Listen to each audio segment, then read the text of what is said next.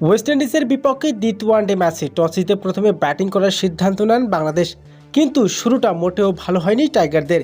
ইনিংসের শুরু থেকে ক্যারিবিয়ান বোলারদের অগ্রসর বোলিংয়ের তোপের মুখে পড়ে ব্যাটাররা। মাত্র 22 রানের মাথায় প্রথম উইকেট হারায় বাংলাদেশ। ওপেনার সাইফ হাসান ব্যক্তিগত 6 রান করে আউট হয়ে ফিরেন সাজঘরে। এরপর সৌম্য সরকারকে সঙ্গ দিতে আসেন তাওহিদ হৃদয়। দুজন মিলে ইনিংসকে এগিয়ে নিলেও বড় জুটি গড়তে পারেনি তারা। 10 ওভার শেষে বাংলাদেশের সংগ্রহ ছিল 40 রানে 1 উইকেট। 41 রানের মাথায় দ্বিতীয় উইকেট হারায় বাংলাদেশ দল। এরপর কিছুটা শক্তিশালী ব্যাটিং করেন সৌম্য সরকার। ইনিংসের শেষ দিকে আক্রমন্ত ব্যাটিং করে 45 রানের দুর্দান্ত এক ইনিংস খেলে আউট হন তিনি।